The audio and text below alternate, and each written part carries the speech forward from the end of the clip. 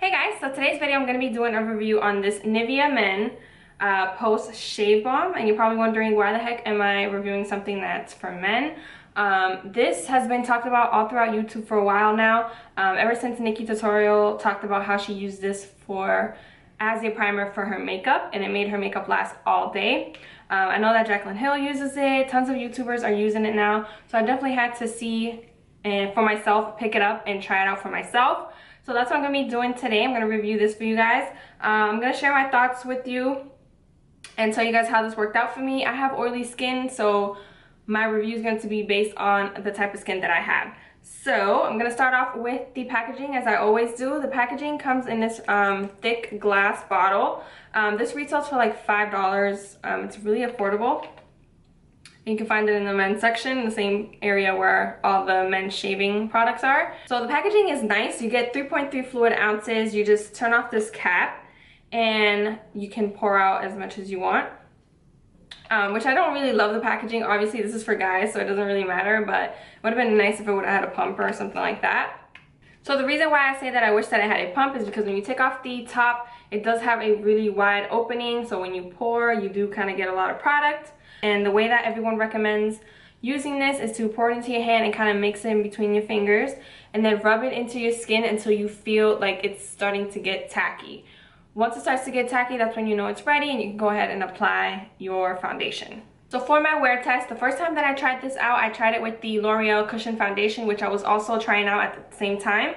I tried it out a few times and I only wore just this by itself as the primer, and then I put the foundation over it. And I was not getting any type of wear time. I was getting maybe like 3 hours of wear and I was looking oily. The foundation was rubbing off. So that did not work out for me. There is no oil control in this primer. So you're definitely, if you have oily skin like I do and you tend to get oily fast, this is not going to control it by itself. So then I started using it with my Makeup Forever foundation. I also have the stick foundation, which I use a lot on a daily basis when I go to work. I also use the L'Oreal Infallible Matte Foundation. As I kept testing it out with different foundations, with the Makeup Forever foundations, I noticed that I was still getting oily, but the makeup was still on my face. So then what I started to do was mixing it with other primers that I already had. So I tried mixing it with my Smashbox Photo Finish Pore Minimizing Primer. I use like the Benefit primer, Benefit Professional, and then I also use my Step 1 Smoothing Primer, which is one of the ones I use every day. And what I would do is I would put the NIVEA Shave Balm all over my face, and then I would go in with like the minimizing primer and put that around my pores to fill in any pores, because this also does not have any pore filling properties to it. So if you have large pores, if you tend to get oily like I do, this is not going to help you with any of those.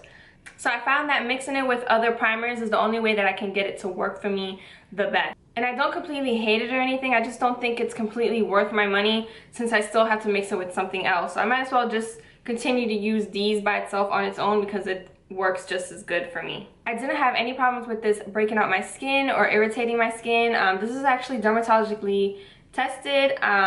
If you get the sensitive one, it's going to be really gentle on the skin. One more thing that I forgot to say is that it does have a manly scent, kind of like a really light cologne smell to it, but it's not bad at all. And I'm actually pretty picky about smells. I mean, if I get a product that I don't like the smell of it, I'm gonna return it even if it's a good product. So by me saying that, it means a lot. The smell doesn't last very long.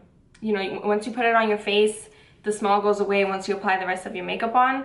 The only thing that I could say is that after you use it, maybe wash your hands, because then you'll definitely still have the smell of like men's cologne on your hand. But other than that, the smell doesn't bother me at all. It actually smells good. So it's actually not a bad primer. I think it does a really good job as a primer. The only thing is it doesn't have any pore filling or oil control properties in this, because obviously this is a shave balm, it's meant for men.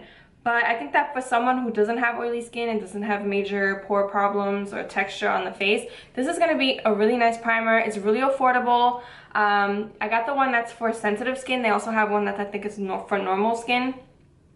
And this one has no alcohol in it as well, so it's safe for the skin. So yeah, I definitely think that the hype is true. I really do think that this does a good job as a primer.